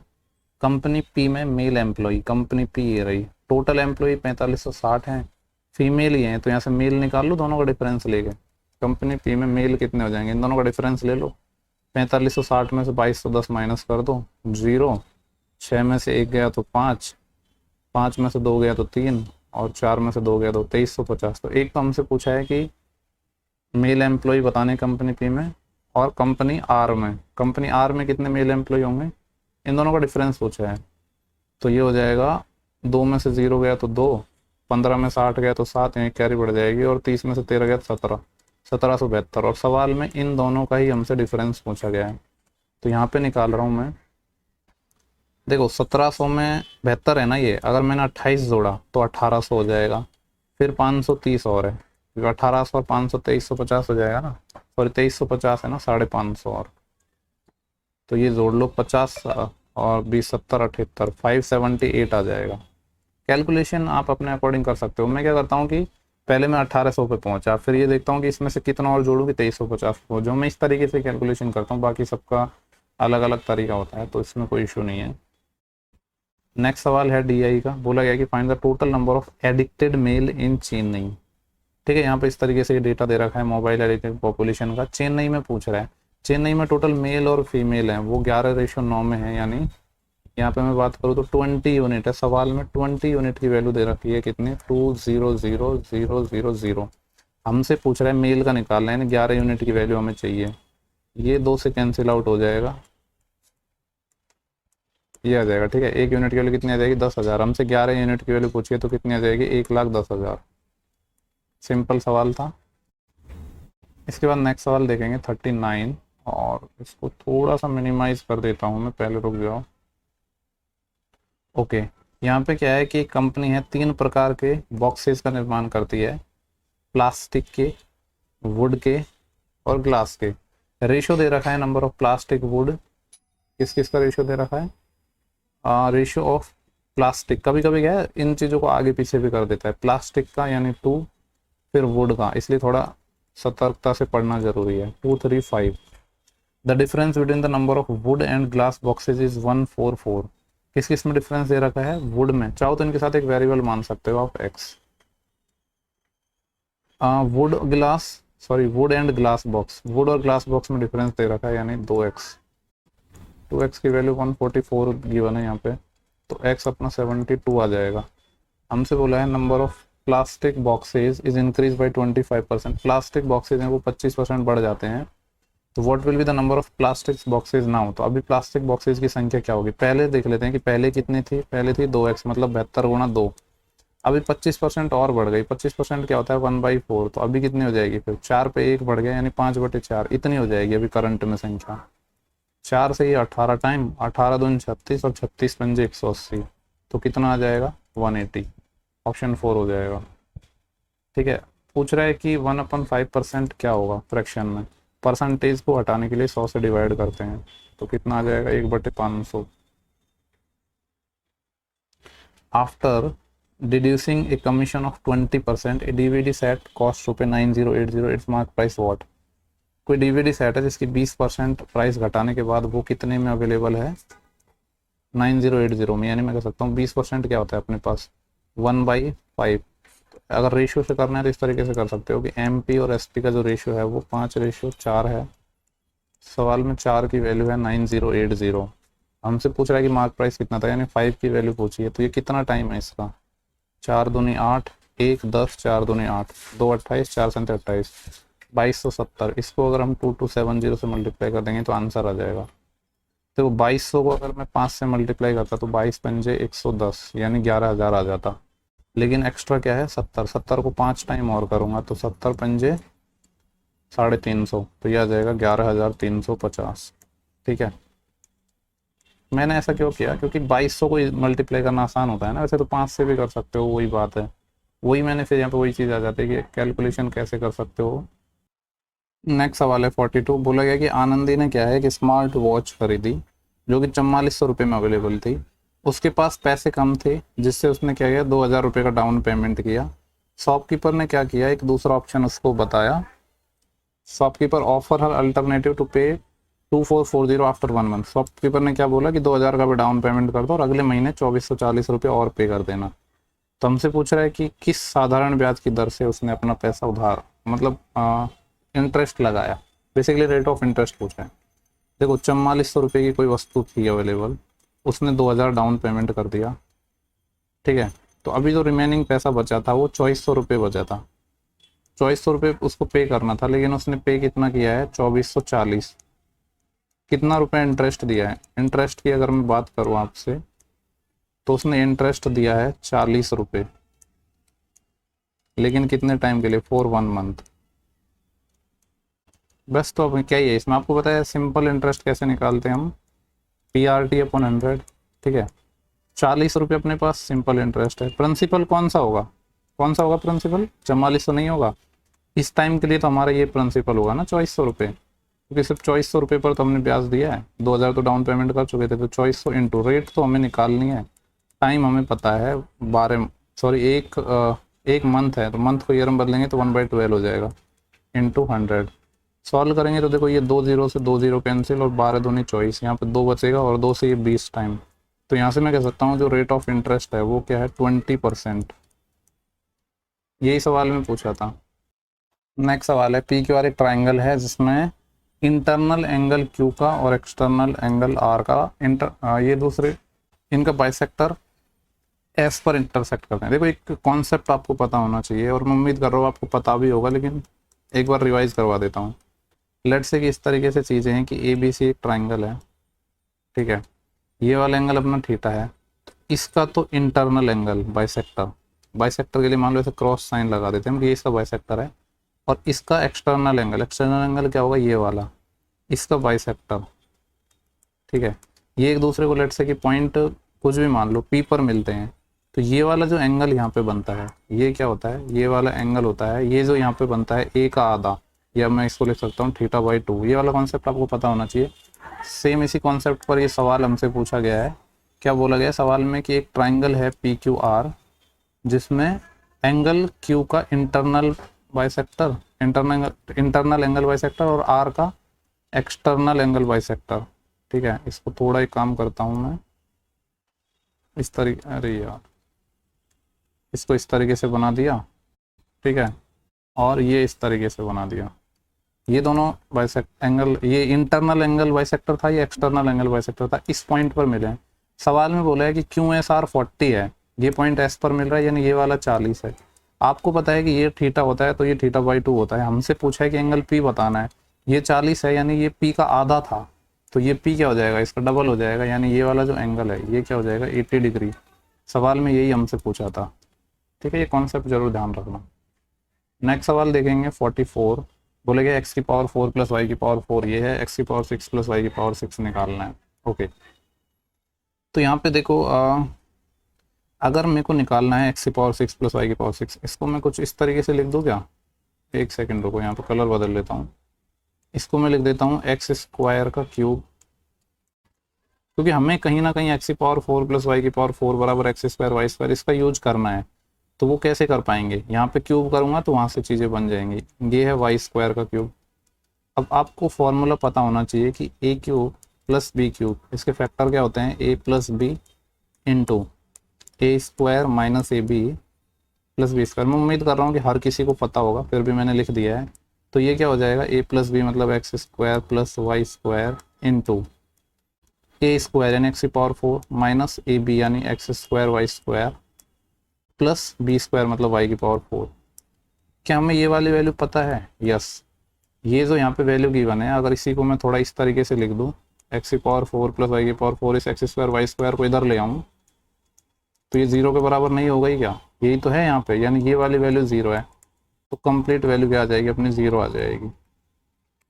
Clear है सबको? ऑप्शन 2 हो जाएगा। नेक्स्ट सवाल है 45, बोल रहे हैं कि यहाँ पे क्या निकालना है, परसेंटेज निकालना है गर्ल्स का स्कूल बी में। स्कूल बी ये रही, गर्ल्स कितनी है 846। परसेंटेज किस में निकालेंगे, टोटल में से। टोटल क्या है स्कूल बी में गर्ल्स और बॉय, 1880 इंटू 100। देखो एक चीज़ मैं यहाँ पे कह सकता हूँ इसको बिना सॉल्व करे, क्या कि अगर मैं 1880 का 50% निकालता, 1880 का मैं कितना निकालता 50%, तो क्या आता है इसका आधा, मतलब 1800 का आधा 900 और 80 का आधा 40, 940 आता 50%। लेकिन हमारे पास 846 ही है। मैंने यहाँ पे ऑप्शन पे ध्यान दिया इसलिए मैं ये चीज़ बता रहा हूँ आपको। 940 आ रहा है जबकि ऑप्शन में 846 है, यानी मैं कह सकता हूँ जो भी अपना आंसर आएगा वो इतना तो हम कह ही सकते हैं ना कि 50% से कम आएगा। आएगा कि नहीं? बिल्कुल आएगा। क्या मैं यहाँ पे ऑप्शन एलिमिनेट कर सकता हूँ 50% से कम? केवल मात्र एक ऑप्शन था। इन चीज़ों को अप्लाई करना सीखो, ठीक है? इसको सॉल्व कर लेना खुद से। 46 देखते हैं। बोला गया कि ई एफ जी और एच हैं, 4 पॉइंट हैं जो सर्कल की सरकमफ्रेंस पर लाई कर रहे हैं, ओके, और एक साइक्लिक क्वाड्रिलेटरल बना रहे हैं, ओके। तो यहाँ पे इस तरीके से मैं बना देता हूँ, ठीक है। लेट्स से कि ये अपना हो गया। 4 पॉइंट क्या थे, ई, इसको हम मान लेते हैं एफ, इसको मान लेते हैं जी और इसको मान लेते हैं एच। सर्कल के सरकमफ्रेंस पे लाई कर रहे हैं, ये साइक्लिक क्वाड्रिलेटरल बना रहे हैं। एंगल एफ जी एच 57 है, एंगल एफ जी एच यानी ये वाले एंगल की बात हो रही है। This is 57 degree. हमसे पूछ रहा है कि what will be the measure of angle H E F. H E F यानी ये वाला एंगल बताना है। आपको पता है कि इस साइक्लिक क्वाड्रिलेटरल में आमने सामने के एंगल्स का सम क्या होता है, 180 डिग्री होता है। यानी ये 57 है तो ये क्या होगा, 180 डिग्री में से 57 माइनस कर दो, तो 3 जोड़ा तो 60 और 40, 43 और 80, 8 4 12, कितना आ जाएगा 123 डिग्री, 123 डिग्री हो जाएगा ये, ठीक है। साइक्लिक क्वाड्रिलेटरल चक्र चतुर्भुज में आमने सामने के एंगल्स का सम क्या होता है, 180 डिग्री होता है। स्क्वायर रूट बताना है यानी अंडर रूट निकालना है इन सब का। तो पहले इसको सॉल्व करेंगे हम, ठीक है। बोर्ड मास से सॉल्व करेंगे, यहाँ पे डिवाइड है, सब में मल्टीप्लाई है। तो पहले बोर्ड मास के अकॉर्डिंग क्या होता है, डिवाइड सॉल्व होता है। यानी इन दोनों को पहले अगर मैं सॉल्व करूंगा तो 1/49 है, ये डिवाइड है, ये मल्टीप्लाई में चले जाएगा, उल्टा हो जाएगा, 121/36। आगे जितनी वैल्यू है सबको लिख देता हूँ। 1/4 था, 1/9 था, 1/25 था। ये आगे हमें इसका स्क्वायर रूट निकालना है यानी अंडर रूट। ऊपर तो देखो सिर्फ 121 है तो ऊपर तो 11 आ जाएगा, डिवाइड बाई 11 आना चाहिए ऊपर। नीचे क्या आएगा, पॉइंट्स में क्या निकालने की जरूरत है, देखो 4 का आ जाएगा 2, 9 का आ जाएगा 3, 25 का आ जाएगा 5, 49 का आ जाएगा 7, 36 का आ जाएगा 6। क्या नीचे पॉइंट्स में डाटा आएगा? नहीं। और ऊपर 11 आएगा, ये कंफर्म है। सिर्फ 2 ही ऑप्शन तो बचे हैं हमारे पास, और नीचे लेकिन पॉइंट्स में नहीं आएगा तो ये भी खत्म। ये इसको चाहे मल्टीप्लाई करो या मत करो, आपको पता है कि ये 1260 ही निकल के आएगा। इसके बाद देखते हैं हम 48, ठीक है। थोड़ा सा इसको मैं मिनिमाइज कर देता हूँ। यहाँ पे बोला गया है कि एक हेमीस्फेयर है, हेमीस्फेयर बलून है जिसकी रेडियस को हम 4 सेंटीमीटर से 7 सेंटीमीटर बढ़ा रहे हैं हवा डाल के उसमें। तो पूछ रहा है कि find the ratio of the surface area of the new balloon to its original. यहाँ पे एक चीज़ है जो आप गलती कर सकते हो, हालांकि एग्जामिनर ने उतना नहीं सोचा है, लेकिन ऐसा एक बार मेंस में जरूर पूछा था। यहाँ पे जो फाइनल रेशियो पूछा है ना वो न्यू का ओरिजिनल से पूछा है। जनरली क्या करता लोग क्या करते हैं कि वो सेम रेशियो में निकाल लेते हैं, यानी रिवर्स पूछ रहा है। पहली बात तो ये कि जो अर्धगोला होता है या हेमीस्फेयर होता है, ठीक है, उसका जो कट सरफेस एरिया या लिटिल सरफेस एरिया होता है वो क्या होता है, 2πr²। अब चूंकि यहाँ पे जो एरिया है वो किस पे डिपेंड कर रहा है, सिर्फ और सिर्फ रेडियस पर, यानी ये डिपेंड करेगा किस पे, सिर्फ r² पर। तो पहले रेडियस 4 हुआ करती थी, अभी रेडियस 7 होती है। पहले 4 थी तो एरिया था, एरिया का जो रेशो था वो था 4 का स्क्वायर 16 और 7 का स्क्वायर 49। लेकिन सवाल में क्या पूछा है, न्यू का ओल्ड से या ओरिजिनल से पूछा है, ठीक है। तो पहले क्योंकि यहाँ पे एरिया सिर्फ डिपेंड करेगा इस पे, r² का 2π तो कांस्टेंट है और हमें रेशियो पूछा है तो वो चीज़ कट जाएगी, इसलिए मैंने इसको इन्वॉल्व नहीं किया है। हमसे पूछा है न्यू का ओरिजिनल से, तो न्यू कौन सा है 7, तो 7 का स्क्वायर क्या आ जाएगा 49 और 4 का स्क्वायर 16। एक ऑप्शन ऐसा भी दे सकता था 16 49, इसने दिया नहीं और जल्दी जल्दी में लोग गलती कर देते हैं। ये बहुत वो वाली मिस्टेक है जो कॉमन मिस्टेक होती हैं, लोग सिंपल सिंपल सी चीज़ों में ध्यान नहीं देते हैं। Which type of battery had the highest total sales over the last 7 year. कौन सी ऐसी बैटरी जिसके लास्ट 7 सालों में सबसे ज़्यादा सेल हुई है, ठीक है। 1 2 3 5 टाइप की बैटरी हैं, तो एक को तो हमें देखना ही नहीं है क्योंकि 4 ही ऑप्शन है। एक तो ये देखनी है, एक ये वाली देखनी है, एक 4AH वाली देखनी है और एक 50AH वाली देखनी है, यानी इसको हमें कंसीडर नहीं करना है। अब देखो सिंपल सी बात है, हाईएस्ट पूछा है तो या तो हम ये कर सकते हैं कि कंपेयर करो आपस में। जैसे मैं इतना ज़रूर नोटिस कर पा रहा हूँ कि ये जो 4AH है ना, इसकी वैल्यू जैसे मैं कंपेयर करूँ 32AH से, तो 4AH वाला डेटा तो बहुत कम है हर एक डाटा, जबकि ये हर एक डाटा इससे बड़ा है, यानी 4AH वाला आंसर तो अपना नहीं हो सकता, क्योंकि हमें सबसे ज़्यादा निकालना है। तो सॉल्व हमने ऐड नहीं किया, हमने कंपेयर करके ही निकाल लिया कि ये तो आंसर नहीं हो सकता है 4AH। ठीक है, अब हम क्या कर रहे हैं, अब मैं कंपेयर कर रहा हूँ आपस में, मैं दो दो को कंपेयर करके ऑप्शन हटा रहा हूँ, इन दोनों को मैं कंपेयर कर रहा हूँ। तो आप जब कंपेयर करोगे देखोगे ये ज़्यादा है, ये ज़्यादा है, ये चलो कम है, कितना है यहाँ पे, कम कम है, ठीक है, लेकिन देखो ये ज़्यादा है तो काफ़ी 60 ज़्यादा है, ये भी ज़्यादा है, इससे भी ज़्यादा है, और गैप्स में बहुत ज़्यादा है।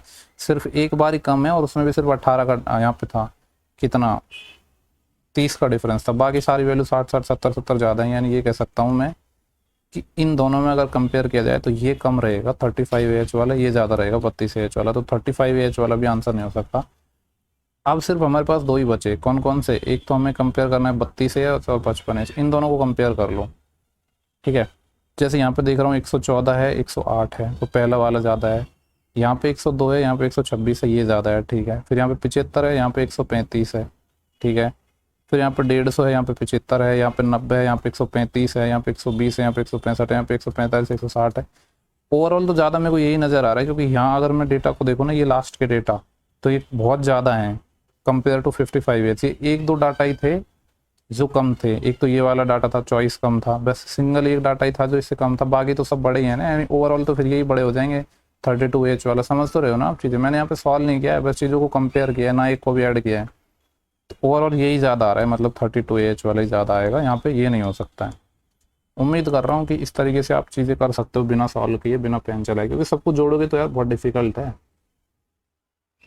जनरली डीआई में कैलकुलेशन नहीं करनी होती, ऑब्जर्वेशन से काफ़ी चीज़ें हो जाती हैं। लास्ट सवाल है कि which class has the maximum number of student from all school together. सारे स्कूल को अगर हम साथ लें तो कौन सी ऐसी स्कूल है जिसमें सबसे ज़्यादा है। इसमें भी वही देख लेते हैं कि कौन कौन सा को तो हमें देखना ही नहीं है। एक तो क्लास 10 को देखना है, यानी ये वाला डाटा देखना है। एक क्लास किसको देखना है, 7th को, ऑप्शन से जा रहा हूँ मैं, ये 7th को देखना है, एक 6th को देखना है और एक 5th को देखना है। यानी इस वाली क्लास से हमें मतलब नहीं है, इस वाली क्लास से हमें मतलब नहीं है। हमसे पूछा है, इसमें भी क्या पूछा है कि मैक्सिमम स्टूडेंट। ठीक है, तो कंपेयर कर ले, इसमें भी वही मेरे को सही लग रहा है। अच्छा, इतना दिमाग ही क्यों लगाना है, वैसे कंपेयर करने की ज़रूरत ही नहीं है ना, टोटल चीज़ें इन्होंने दे ही दी हैं। तो देख लो सबसे ज़्यादा किस में है, 917 नहीं, इससे ज़्यादा तो 924 है, और 924 से ज़्यादा कोई है ही नहीं, तो यही आ जाएगा 924, क्योंकि ये दोनों तो हमें लेनी नहीं है। तो 924 कौन सा है, 6th, यानी ये वाला ऑप्शन। इसमें हालांकि इजी बना दी चीज़ें, क्योंकि इन्होंने टोटल दे दिया, नहीं देता तो अभी पिछले सवाल की तरह हम कंपेयर करके चीज़ों को इजीली निकाल सकते थे। ठीक है, तो इस शिफ्ट के हमारे पूरे 50 क्वेश्चन हो चुके हैं, और उम्मीद कर रहा हूँ चीज़ें आपको समझ आ रही होंगी। और सेशंस को शेयर करो, और मैं बहुत जल्दी वीडियोज़ आपको प्रोवाइड करते रहूँगा कंटिन्यूसली। ठीक है, thank you for watching, have a good day.